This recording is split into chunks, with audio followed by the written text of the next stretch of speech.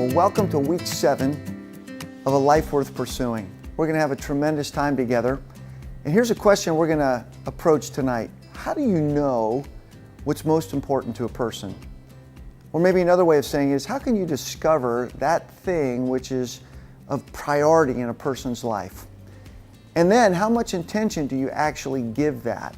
Tonight we're going to take a look at that. And we're also going to begin to frame out some ways in which we can honor that thing that we've already been hardwired to value the most. What are some ways that we can concretely tend to it in other dimensions of our life? It's going to be both something that's going to appeal to the left side and the right side of our brain, so I think it'll be somewhat whole and full. We're going to have a wonderful time together, so hold tight.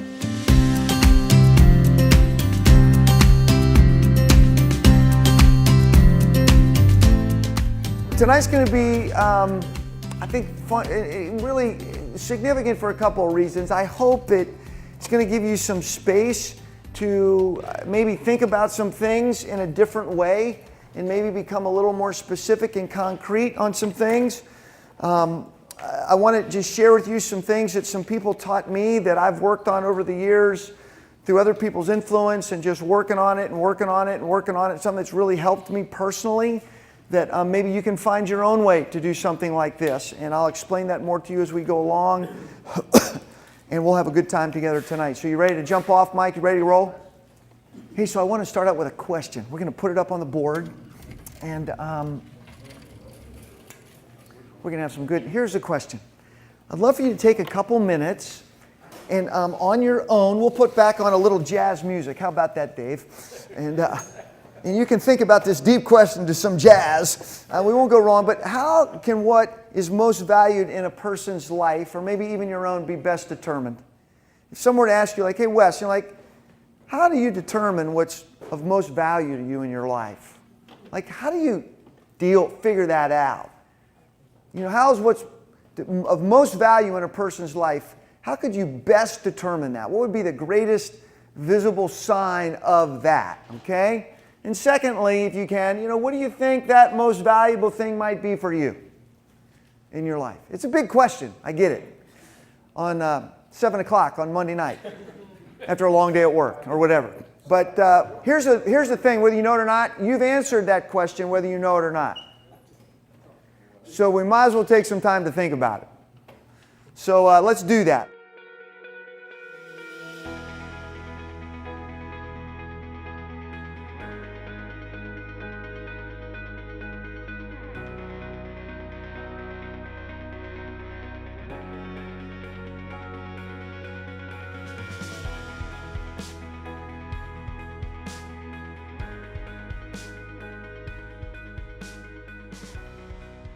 Let's really talk about this. Like, how do you think what is most valuable to a person can best be determined? What might be some of the telltale signs of that?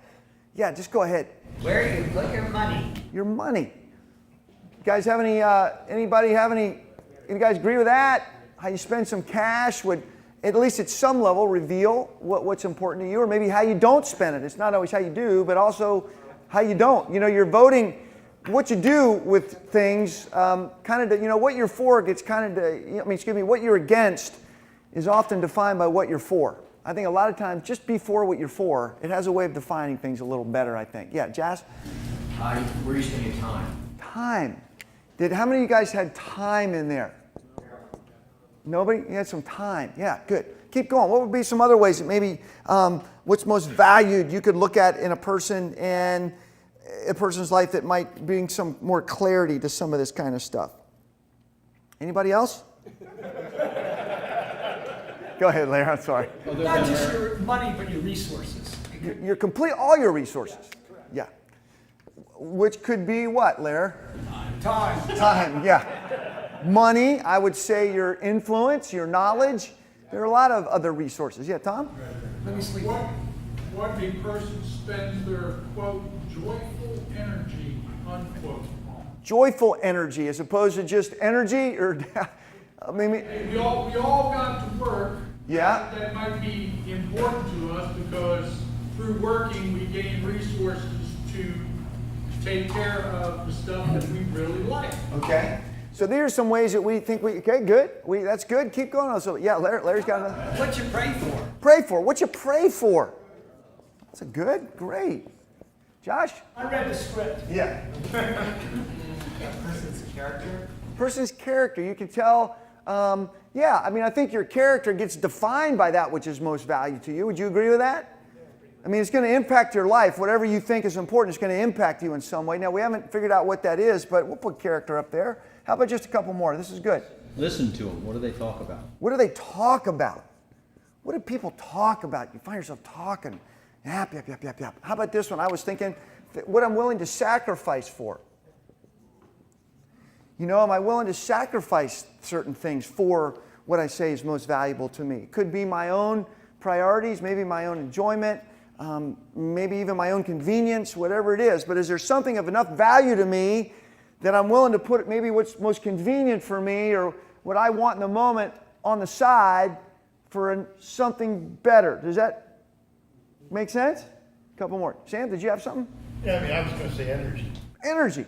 Because I mean, there's things that you do because you have to do, Yeah. and then there's things you do because they really drive you.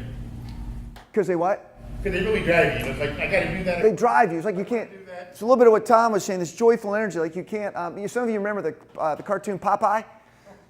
You know, some of you are maybe old enough to know that he would be in some situation of injustice, and he'd get this thing, and his line was what? I just can't stand it anymore, right? He just couldn't. He'd eat his spinach, and all of a sudden his muscles go doing, doing, doing. They come out, you know, and they go back, and olive oil was right there. Some of you ever want to see a love story, Popeye and olive oil. There's nothing like it in the whole world, but it's just this powerful thing like that. I can't stand it anymore. You can't almost not give your energy to it. It's somewhat compelling. Like I said, there are things you have to do, and then there are things you just can't. Yeah. You can't not to do it. Like Sam was saying, there's certain things you just have to do, but then there's certain things you just can't not do. Like it matters to you that much. Maybe one or two more. This is good. Whatever my wife says. Whatever Larry's wife says. We'll just put wife up there. If you have a wife, that's good. I seem to be able to determine what's most important in my life. Okay, good. I was thinking of this. How about things that you bring intention to?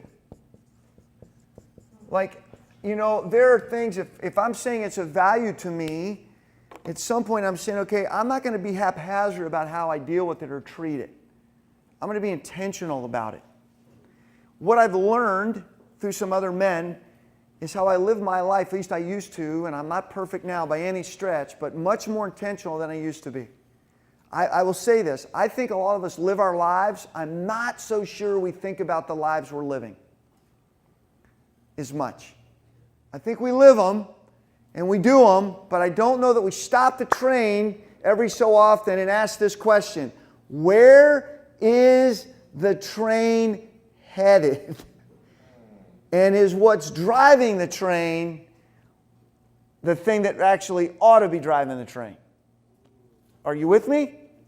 So now, if we went to the second question and we said, okay, well, based on some of the things, what do you think that most important thing might be for you? Or maybe put it another way, ought to be for you, or maybe put it this way, has actually been hardwired for you and created for you. Do you have any thoughts? I mean, I know this is like, I haven't thought this way in a long time, or I'm not sure I'm getting it, but I'm trying to provoke a little bit. Yeah, Mitchell, thank you. Real loud. Afterlife. Afterlife. So when you die, you're given, keep going. My father died when I was 5 years old. Wow. You know, and I think about it a lot. Your pop died when you were 5. And you think about him a lot. Yeah. And you think about him in reference to? Well, like if he sees me and has guided me during my life here on earth, it has you. And then, like my mother died at 93, so that I thought that was decent. She died at 93. She was a good influence. Like my sister was very, very tight with my mother. You know, and I was kind of jealous of that. Yeah. You know, because I I just wonder about afterlife. Yeah, good. So when you're wondering about afterlife, who do you think plays into afterlife? Who do you think has a big say about afterlife? This isn't hard. God, right? Like God has a pretty big say in that. If anybody did, you'd at least, if you at least would put somebody, if you put God on the board, even with an atheist, you say, what's something you think that people would often equate with God? I guarantee you, if they shared enough things, at some point they're going to say, whether I believe it or not, afterlife or heaven or hope or something like that. We're getting in the ballpark. Thank you, Mitchell, for sharing that. You know, how many of us have thought, maybe that's what I said before, that this is a great illustration of how our lives speak from both sides of the grave. You know, it speaks when we're here, and based on how it's spoken, we're here. People think about us when we're gone, and what they're going to think about us when we're not here is based on what we actually did when we were here. And the longings that get associated with it. You know, I think of my dad too almost every day. And yeah. A couple others. Anybody else like that? Yeah, go ahead, Nick. Thank you. All those things up there make sense, but one that I've recently come to grips with is, just real quick, I went home. I live here. All my family's in Pittsburgh. Okay. And after being with them, you get all the news that you never get over the phone kind of stuff. I got a brother that's going deaf, refuses to do anything about it. I've got a sister that is having a sister-in-law. I've got a father that's ill. I've got a mother that's taking care of him. And I got a brother that's estranged from his son. And I've talked. So you get all this neat stuff, all this stuff that you know, it's just tension and friction.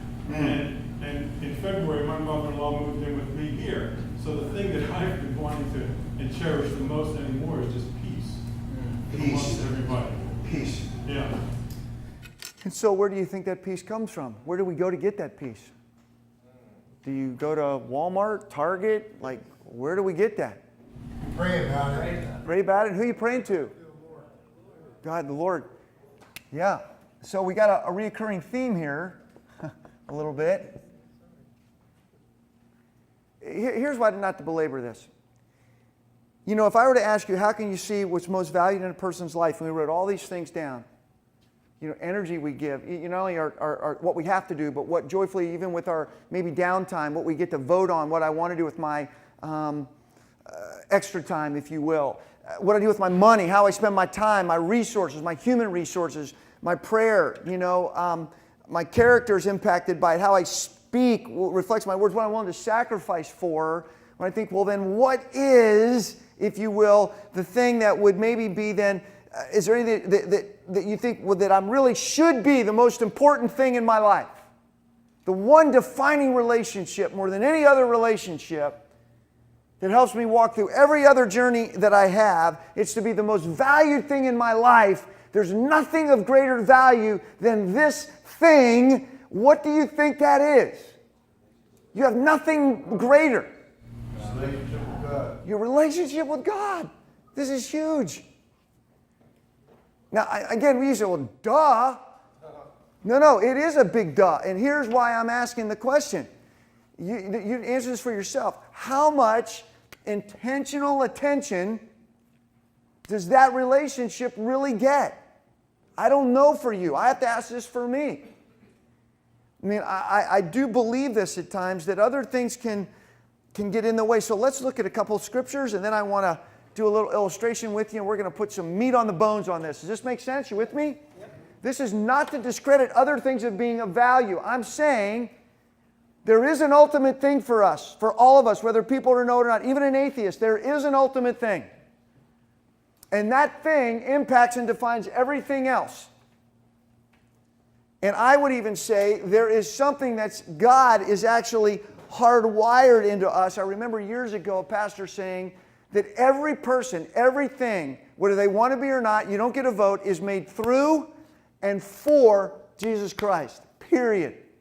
Well, I don't want to be. It doesn't really matter. Why don't you want to be? Like, what is it about him you don't want to be like you are? I mean, Proverbs 8 talks about this, like wisdom. Before God made anything, He put wisdom. He didn't just kind of snap, you know, okay, let's make something. And then we had, no. Like there was an intention. There was design. There was creativity. There was complexity. There is mystery. There is wonder in this whole thing. If you want to just see, just read Proverbs 8. It's like wisdom's talking in the first person. And then it ends saying this, wisdom speaking, whoever finds me finds life and receives favor from the Lord. But whoever doesn't find me harms himself. Get this, but whoever hates me loves death. That's intense, man. But it's reality. Like today, this police woman that was killed, it's some way, I'm telling you, wisdom was missed in some people's lives. These outcomes do not have to keep happening. The things that we keep beating our heads against the wall, they don't need to keep happening. We can go deep, or Texas, whatever. We can go deeper in these realities. So let's look at Matthew 14, just for a minute. Matthew 13, excuse me. Matthew 13, verses, 44 to 46. Somebody read that real loud so you can hear another voice. Somebody feel like reading real loud? Dan, will you read that? You're in the middle of the room. Can you get it? Matthew chapter 13, verses 44 to 46. The kingdom of heaven is like treasure hidden in a field. When a man found it, he hid it again. And then in his joy went and sold all he had and bought that field. Again, the kingdom of heaven is like a merchant looking for fine pearls. When he found one of great value, he went away and sold everything he had and bought it. I mean, we could go on, but what do you hear Jesus saying here? The kingdom of heaven, not Christianity. Jesus didn't talk about Christianity. Christianity is not the great pearl. The kingdom of heaven. Jesus said the kingdom of heaven, the kingdom, let's get in. When you have a kingdom, what does that also mean you have? There is a what of the kingdom? King of the kingdom. And a kingdom is what of the king? It's his realm. It's his domain. It's where his values, his desires reign. Jesus is basically saying, look, when he came, the kingdom of heaven is now on earth. God's reign that was in creation, I'm going to take back what you guys gave up in a profound way. This is why Paul says that Jesus has reconciled all things back to God again, and we get to implement this. This is why we're in community, so that some of the craziness that keeps going on, we can be like yeast in the midst of the dough that causes things to rise and be different. But we actually have to be different for it to change, right? But what do you hear Jesus saying? The kingdom of heaven is like a hidden treasure, hidden in a field, which a man found. Imagine, he finds the treasure, right? And what's he do with it? He goes, I found the treasure, I found the treasure. No, he goes and buries it. Why does he bury it? Using Jesus' storytelling, he's so overwhelmed, it's a treasure, right? He doesn't want to lose it. So what's he do? He hides it, and then what's he do? He goes and sells everything he has and buys the what? Treasure? The field, which has the treasure. See, when you have Christ, you have the kingdom. There's something of ultimate value. Then he gives another one. He goes, okay, let me just kind of tell you what it's like. It's like a merchant seeking the pearls, and upon finding one pearl of great value, he went and sold all that he had and bought that what?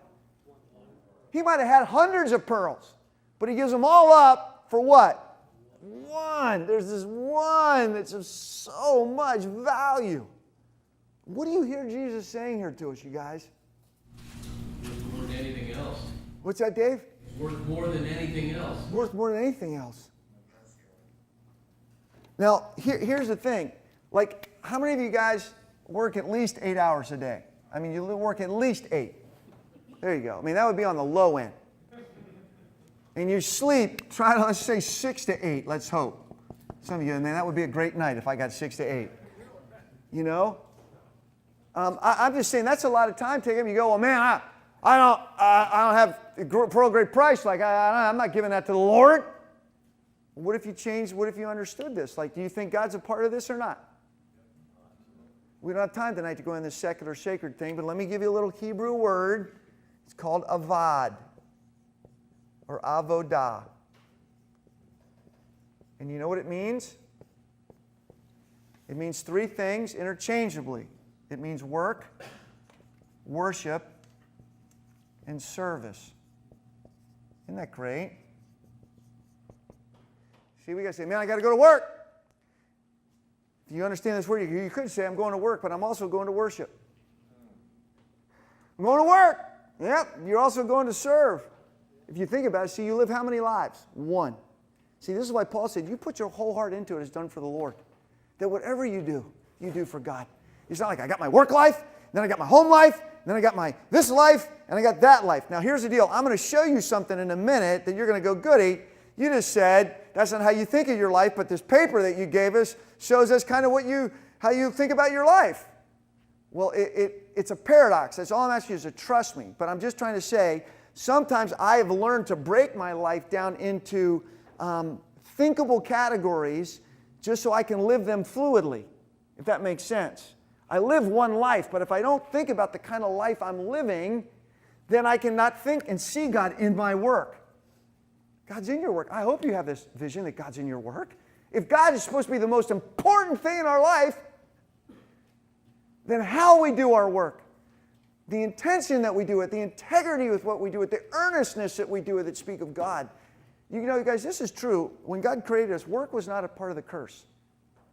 It was part of the Genesis creation to rule and have dominion. What's the curse about the work is that now we were going to sweat, have the sweat of our brow. There's going to be people at work you don't get along with. Not every project's going to get to the finish line. That's the tough part of work. That's the is part of work. But work is an oughtness reality. So now let's look at a couple verses in Proverbs, okay, just to affirm this most important thing. And we'll try to answer. Bob had a good question. Bob is one of the guys that actually takes these sheets and goes home and reads the Scripture before we come back.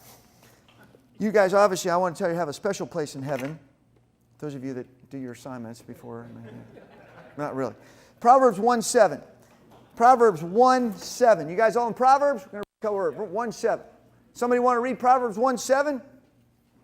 Go ahead. Anybody have it? Great. Go for it. The fear of the Lord is the beginning of knowledge, but fools despise wisdom and instruction. Wow. The fear of the Lord is the beginning. Now, if it's the beginning of knowledge, it's like, what do you think Solomon's saying to us? Like, if you're going to have any, exactly, it's not the end, Chris, right? Like, if you're going to gain, the fear of the Lord is the beginning of knowledge. Fools despise wisdom, and you could say it's the beginning of insight or wisdom. Like, this is just where it starts. If you really want to begin to see how it ought to be, it's going to begin with how you deal with and see God. So we'll define this fear piece in a minute. So let's look at chapter 9. Just so you see it, chapter 9, verse 10. Chapter 9, verse 10. Somebody want to read that one? Go ahead. The fear of the Lord is the beginning of wisdom, and knowledge of the Holy One is understanding. Yeah, the fear of the Lord is the beginning of wisdom, and the knowledge of the Holy One is understanding. What do you hear Solomon saying? Again, what's important? The fear of the Lord, right? The fear of the Lord. Now, when you guys think of the fear of the Lord, what do you kind of ramp up when you hear fear of the Lord? Like Bob goes, I thought God is love. The fear of the Lord. But God is love. Yeah, okay, so there's a sense of respect. Respect, what are we respecting? That's great, but like, what are we respecting? Like, respect God, but what are we respecting about God? He's God, we're not. He is God, and we are not. Say a little more about that, Larry. That is a true statement. I mean, you're respecting that he's the man, and it's not about. Yeah. It's, I need to worship him for what he's created and his ultimate power. This is really good. We hold these things in tension, don't we? Like, God is love, isn't He? But He's also God. Like, there's a sense in which we can want God to be so close, and He is. This is the word I am. When He says, I am that I am, that word speaks of transcendence, but eminence. Like, I'm completely other than you, but I'm close, and you're in my image, and I'm close to you. It's both. You got to hold this. Like, who gets the final say? The eyes of the Lord search to and fro. Nothing is hidden from God's sight. Fear the Lord. There is a sense of respect or reverence, if you will, to this reality, a proper awareness of who's who and what's what. And I think here's the thing that man has. We tend to make ourselves bigger than we need to be, and we make God smaller. Isn't that typically what we do? We tend to overplay man and what we know and underplay God and who He is. This is why the fear of the Lord is the beginning of wisdom. If we misplay us and make ourselves bigger than we are, then we make an idol out of who? See, here's the deal. We got a whole society in many ways. This says, well, God may or may not exist, but He's really not that important either way. He just doesn't matter.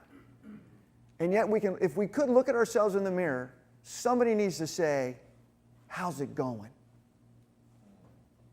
Whether people are believers or not, I think we can ask each other, seriously, how's it going? I think people are so confused, they don't know what to do today in many ways. And I think it's on a huge scale. These school shootings, you know, they're horrific. And I think everybody is scrambling for an answer. They can't figure it out, right? So it's guns, guns, guns. It's family, family, family. It's video games, video games, video games. It's nasty movies, horrid movies. It's this, it's this, it's this, it's this. It's, in some ways, it's like, yeah, it's kind of all of that, but I'm just saying we've missed the pearl of great price, right? So we're going to see this. Yeah, Tom, real quick. Yeah. Problem with school shootings, they took God out of the classroom. Well, here's the thing. I don't even think God got out of the classroom. Here's what I'm saying. God's still in the classroom. I mean, God's where God is. What I'm saying is, I think what we've taken is people have acted like God's not in our life, like we can live without God in our life. And what the Scriptures are saying, wisdom says, no, it's hardwired in us. We can't live well without God in our life. You can try to, it just doesn't work. See, the fear of the Lord, the right reverencing and awareness of God and His goodness, but also in His vastness, that we do ourselves goodness when we respect how He's made things to be and conform to it. Does that make sense to you guys? Jeff? Someone really helped me understand fear of the Lord one time. He said it's kind of like sailing and having a healthy fear of the ocean. You know, like a healthy fear of the ocean. Oh, healthy fear of the ocean. Yeah, that's good. Say more about that. It's vast, and there's a power there, and you know, if there's a storm coming up, you stay in, and you have to respect it. Yeah, that's really good. A healthy fear. You can play in the ocean, and the ocean could take you out, can't it? Yeah. Hey, George, would you come here just for a sec? Because you're my good friend. Because I can do this to you. You can have fun. Come here. I just want to put a little bib on you here. You don't have to do anything. Take care of my boy here, George. Let me just take you. You hungry, bud? Let me just feed you a little bit. Come on. Attaboy. Attaboy, George. Good boy. He's a good boy, George. Isn't he? Come on, George. A little more. You can do it, buddy. Come on. Attaboy. Yeah. Oh, good boy. Now, seriously, what's so funny about this? I mean, George is a trooper, but seriously, what's crazy about me doing this with George? He doesn't need the help. He doesn't need the help. He's actually a grown man, and what? He can do it himself. He can do it himself. That's exactly right. Let's give George a hand. Come on. George, here you go. You finish that yogurt. That's good. That's good. That's got probiotics in it. That'll give you the scoots in no time, brother. Here's why I mention this. Seriously. I think, see, here's the deal. George is capable of feeding himself. That's why it's so foolish to have a grown man with a bib on and me feeding him. You know, you think about this, and we say that our walk with God's the most important thing. Me too. And yet, I really believe this, that we're capable of feeding ourselves when it comes to our walk with the Lord, but we get lazy. And we want somebody else to feed us. And so we go to small group after small group. And again, I'm all for small groups. I think that helps. I think we go to worship services. I think that's really good too. But I'm telling you, if you try to live off small groups and worship services, you're going to be hungry. I don't care how good the preacher is. Here's what I know. By the time you get to your car, you've forgotten 50%. If I've taught that weekend what I've said, and I work hours on. And it ticks me off, by the way. No, I'm just teasing. By Monday morning, you've forgotten 70%. I'm just telling you. And I'm not saying it doesn't impact. What I'm saying is, if you think you can live off somebody else feeding you or me and not take some responsibility, here's the deal. I think sometimes we can tend more to our finances, more to our work responsibilities, more our home projects or even our hobbies. And again, they're all good. It's not that they're bad. All I'm trying to say is, yet the key relationship in our life can often get the leftovers or is an afterthought. And we wonder why sometimes our lives, when we really need that deeper energy or ammo or perspective or peace to show up, it doesn't show up because we haven't done anything to keep our hearts moving in the right direction every day along the way. Does this make sense to you guys? This is not rocket science stuff. It's like, oh, I got to go to another meeting. I get maybe, you know, think about this. If we can get to the point where, and again, this isn't about legalism. It isn't, but here's what we can learn from Jesus. In Luke 5:16, here's what we hear. Luke says this, and he often would withdraw to lonely places to pray. He's watching Jesus. He goes, he would often withdraw. How often is often? Often. I don't know. Here's what I think you could say. This dude just keeps pulling away and going places like all the time to pray. And then Jesus said, I just do what the Father tells me to do. Could you ever think of sitting in a meeting and in your mind, you pull away in your head to pray. Say, hey, Lord, I need you right now in this meeting. Like, this stinks. And I don't know what to do. I got to do something. Or, hey, Lord, I need some wisdom right now. God, I just, in my own heart, I need to reorient myself with who's who and what's what. Maybe you say, hey, Lord, I want to just pray for my wife and kids right now. I just commit them to you. They're in my mind. Hey, Lord, I need some extra insight right now. Hey, Lord, a coworker looks like they're hurting, and I feel like they need somebody to talk to them, and I'm afraid. Would you give me a little gumption to go ask? You see, this is real stuff. But it comes through this. So let me tell you, a number of years ago, a guy by the name of Chuck Reinhold, who I was just with this weekend, God, it was so great. Thank you, Lord. Chuck is now like 78 and was a mentor in my life. In fact, I'll show you this picture I got with the two men besides my dad. You know, I told you guys, I loved him deeply. I just didn't live with him. But these two men God put in my life at a very critical time in my life. My young life leader, a guy named John Hartsock, and this guy, Chuck Reinhold. And I got to be with both of them this weekend. And I got a picture with the three of us, which just meant the world to me. But Chuck was a guy that used to take me to these like seminars where you'd think about goal setting and all this stuff. And he would often take me alone. He goes, hey, we're just going to sit in the front row. Here's this thing. He goes, you always learn more if you sit in the front row. So we'd always sit in the front row. You know what I mean? I'm always sitting in the front row. And he goes, you always need to write something down. So I started learning about goals. Like, how many of you have goals? You guys may have known this. Well, goals are like a bad rash sometimes. You hear that word, you go, oh, that sucks. I hate that word. It's like schedule. And here's the thing you need to know. Everybody here has a schedule. Go, no, I don't. Yeah, you do.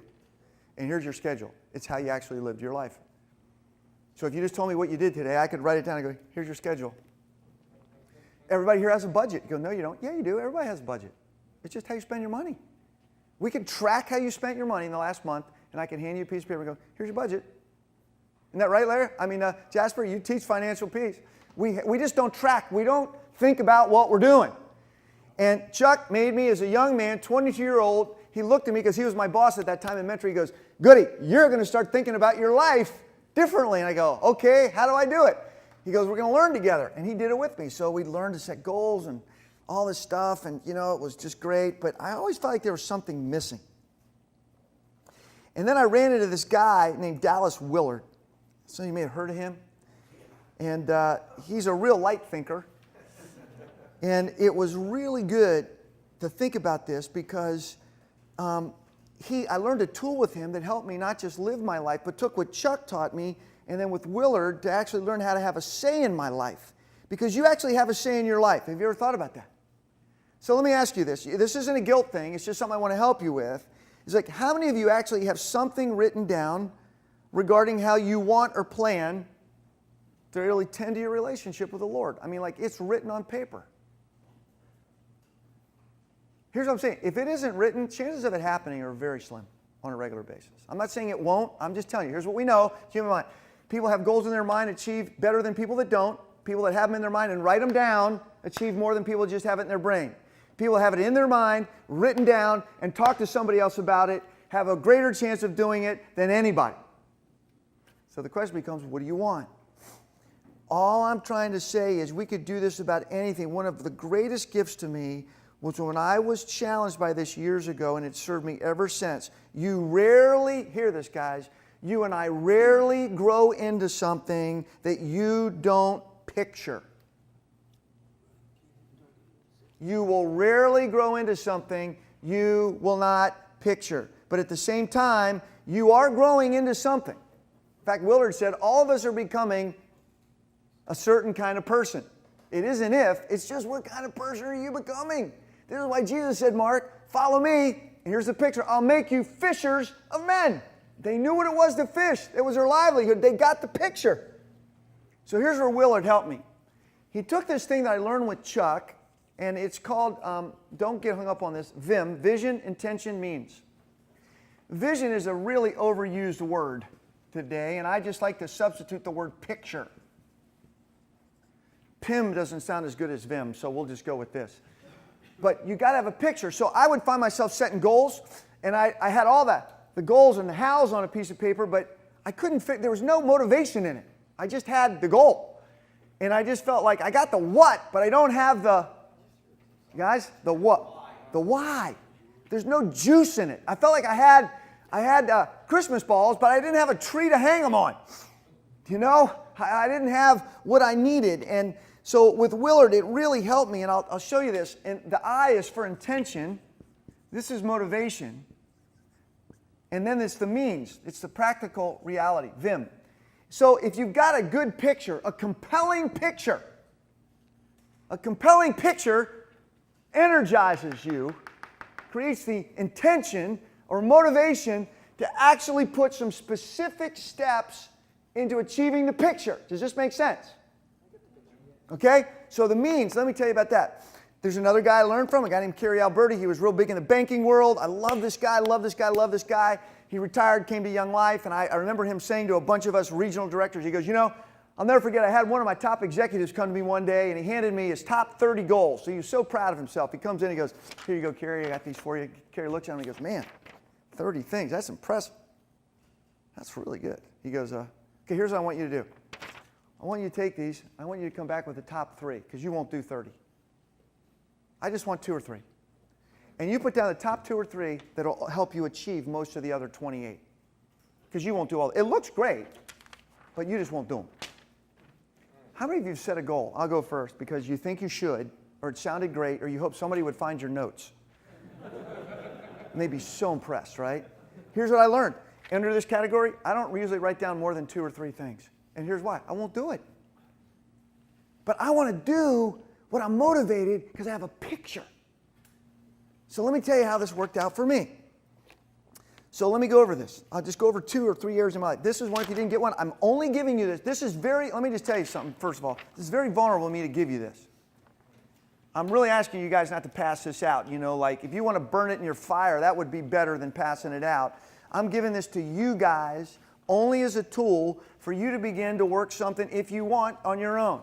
And if you don't have one of these, there's some outside on the table. But it's hard for you to know how to work. This is, guys, seriously, I've worked on this for 40 years, different iterations of this to get it here. Okay? But I want to explain it to you real quickly with just 2 areas. Number 1, Proverbs 16:9 says this, the plans of a man's heart are many, but the answers from the tongue of the Lord. Then I wrote down here, my goals aren't an attempt to control my life. Because, you know, here's if the Lord wills, right? But they are intentional steps of faith that I want to take after I seek the Lord to help me be a good steward of the life He's actually given me to live. I'm not leaving it. I actually get to have a say with the Lord in how I live. I'm not crazy about what I can control and can't control, but God's saying, look, I want you to have dominion, Goody. That's from creation. If you don't take dominion, then craziness comes in. So be a good steward of what I've given you. So here's what I did, my walk with the Lord. So here you go. Here's my picture. I want to forming my heart around Jesus' heart. That's my descriptive statement. I want to form my heart around Jesus' heart. And then I have some adjectives. These are descriptive words, right? Seeing people, human flourishing, courage. I know what those mean, like seeing people. Like when I see Justin. I just don't want to see Justin. Like, I want to know that there's a story behind him. Jesus saw people. Like Jesus in Luke 7, it says, do you see this woman? Blind Bartimaeus, call him here. Took time. He saw him. Jesus, I want to treat people. I want to have my heart formed around your heart. I want to see people. I want to have human flourishing. I think of Jesus walking down streets and people who are just broken coming alive. I mean, I pictured Lazarus coming out of the grave, blind Bartimaeus seeing for the first time. You know, the woman of Nain's dead son coming back to life and Jesus giving her back. Like, it's just this flourishing. Like, man, I want that, Lord. You know, and courage. I want to have courage. I don't want to ever be ashamed, you know, that I know the Lord. I want to be a guy that in that meeting when somebody says something crazy and it's like, God, I can't leave here if I don't. Hey, I just got to say something. I don't think I agree with that. I don't think that's best. What do you mean? I don't know what I mean. I just mean I don't think that's best. Well, who are you? Nobody. Nobody? I just don't think that's best. Does this make sense, you guys? Then how do I do that? Here's the means. Daily time, 30 to 45 minutes. I want to resume my reading. These are just my little notes. Continue my memory work. Try to take a day away a month. Continue reading. That increases my understanding of the Hebrew mind. So these are just little things that, but this doesn't come alone. This comes because of this, which is motivated by this. Does that make sense? Okay, let me review one. Here's one with my wife, Betsy. Nurture, value, and protect my most significant earthly relationship. Nurture, value, and these words are chosen very carefully by me. I want to nurture, I want to value, and I want to protect my most significant earthly relationship. 3 descriptive words. Talking, Golfing. laughing, Smart. hugs. Get her on the golf course. And she is learning to golf. She wants to golf. It's really interesting. I haven't done all these, but pray together daily as able. Like most mornings, unless I'm up really early, we have a prayer service together. You know how long it lasts usually? 2 or 3 minutes. You know, it's not like prayer books and Book of Common Prayer. I mean, it's like, I literally hold her and, hey, hon, like today, she's standing with my friend, hey, Lord, today we come to you again, we thank you. Let's have a prayer. And then there's some people that are really on our heart today. And we kind of have a list and we prayed through that. I gave her a hug and a kiss and said, hon, I'll see you later. But you know why that's a goal? Because my wife said, we don't pray together very much. This was a couple years ago. Like, I'm a guy that kind of runs a study for guys about God, like, and my wife is saying we don't pray together very much. So I wrote it down. There you go. Here's another quick. Initiate initial time out together. So initiate intentional time out together weekly. I'm not a big date night like every week. If you need that, great. But I'm just saying, no. I initiate it. We're going to go out. And then when I'm there, I'm going to actually figure out 1 or 2 questions that are going to help me get inside of that woman's heart. I've had to work at this. Like, this doesn't sound like real hard, but see, this matters to me. Like, I'm trying to figure this out. Is it hard? Yeah, but the Lord's helped me. He's in my life. Here's the last one. This spring, get Betsy golf lessons and golf together monthly. Like, she got some clubs. I started golfing a little bit. It's getting a little warmer. And she goes, hey, are we going to do that? We haven't done that yet, but we're going to do it. Like, at least we got clubs, and we're moving. So these are things, you guys, that are very doable. Does this make sense? I'm only saying this. You don't have to do it like this. If you just took 2 or 3 years of your life and started thinking about this, in light of what's most important, it's the Lord, then every area I'm trying to think about this with the Lord. I'm not trying to do this apart from the Lord. I'll be really vulnerable. Let's go down to financial, okay? And then we're going to move on. Financial. Here's my statement. Steward God's resources so it honors Him and blesses others. Whose resources are they? See, they're God's. It's not steward my resources. They're God's resources so it honors Him and blesses others. Here's my 3 key words. I want to be free. Woo! I don't want debt. Nope. Peace and generosity. I want to be a generous person. Update our 2017 personal budget by October 1st, did that. Meet with Mike Cardia. That's some stuff I do apart from Grace. By the fall meeting, mid-November, to update said budget strategy to raise it. So anyway, these are just some things, you guys, that I try to do a couple times a month. So I'm just about ready to do this again for like the summer, fall, and then in the winter, I kind of do winter, spring. So I've known people do it 3 times a year. Here's a funny thing. Once you kind of get a template, it doesn't take that long. You just pray over it. I change a few things. I always want to keep growing, so I change in books, and my workout schedule's kind of in there, and things I'm trying to do. But it's all in here. And if things change, they change. Tell me how you think just hearing this. Is this helpful to you? Or are we shooting blanks? Okay? Helpful? I want it to be overwhelming in a good way, if anything. And again, I want to tell you this. I would have never done this had a man not driven his life up next to mine and said, hey, I want to tell you something that was really helpful for me. How glad do you think I am? Huge. It's never too late to start this. You guys have heard Malcolm Gladwell's book, The Outliers. And you've heard this thing, it takes 10,000 hours. That if you spend 10,000 hours, that's how you become an expert. I did a little research on that and found out there's somebody that disagrees with that. There's a guy named Anders Ericsson. He's a professor of psychology at Florida State University. And he said it's a little bit of an overkill. He said there's 3 other factors that are more important than hours. Not that hours aren't important, but he doesn't take 10,000 hours. He said this. Number 1, we'll put them up there, having a feedback loop. How's it going? How'd you do? You get feedback in real time. Here's how you do this. You talk to your kids about your relationship with them. How do I know to pray? My wife said, we're not doing that. You're getting feedback in real time. You know what I mean? These are feedback. Here's a second one. Deliberate and focused practice. That's where time comes in. But here's the deal.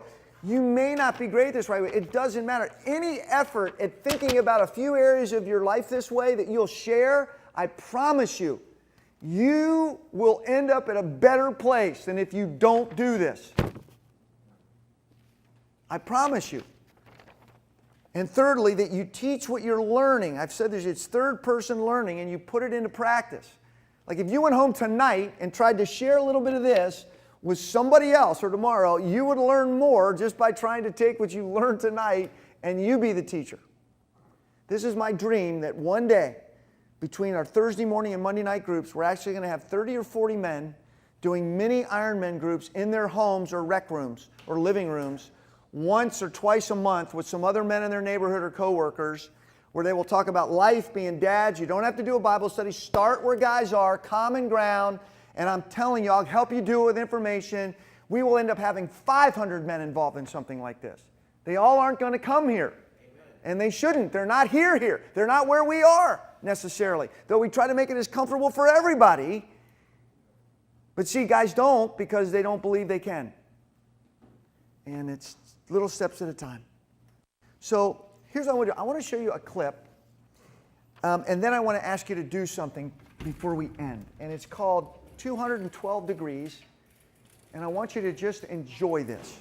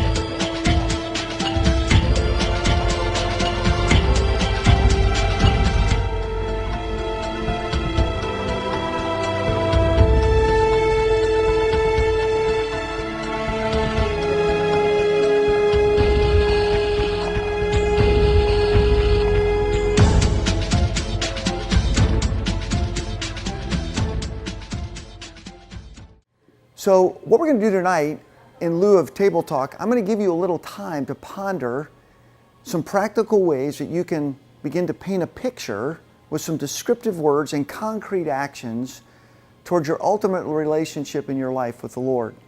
And then begin to practice that same thing with other dimensions of your life. After you spend a little time with this, then get with a couple other men and begin to talk about how it felt to work on this, maybe some things you concretely came up with, and maybe how you can check in with one another this week and see what kind of progress you're making. I think this will be really a tremendous habit to begin building into your life. Enjoy this time.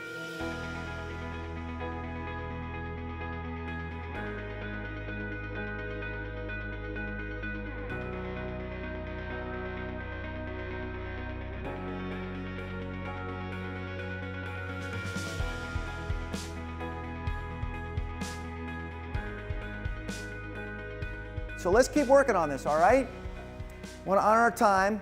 We do need to clean the room up, but I will say this summer, we are going to have a July session, 4 weeks, Thursdays, but it's in the morning. So if you're not going to get up, probably hard to be there, but we are going to have it. It's 6:15 to 7:45 Thursday morning, starting the first Thursday in July. And the information's on the table. It's also on the web here at GFC. So, are we going to meet next week? The answer is no. Are we going to meet the next week? The answer is yes. Yes, we are. Lord willing. So let's do our verse and then we'll clean up and we'll call it a day. All right. Then he called the crowd to him along with his disciples and said, "Whoever wants to be my disciple must deny themselves and take up their cross and follow me.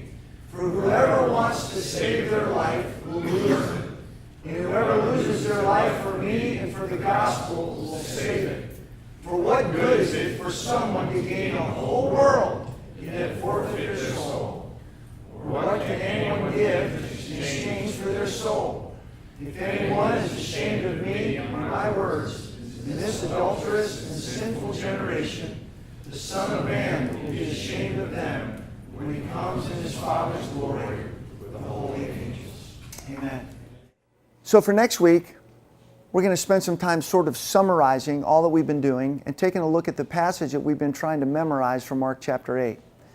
But in lieu of that, I'd love for you to give some thought to this. How important is context to understanding something? Statements just don't live in a vacuum. Often that's the way that we study Scripture. We pull some verses out and we don't often think about what came before it or after it, or where does it really live and how does it live and what time frame does it live in and where did things take place. All of that matters when it comes to the verse that we took some time to memorize. So besides thinking about the power of context, maybe do a little work on Mark 8, verses 34 and 38 this week, and try to discover when was it written, what were some important things about its geography, the time frames, some of the key words that were used, because there's some significant unleashing power in these verses that we're going to take a look at next week. Enjoy this time preparing.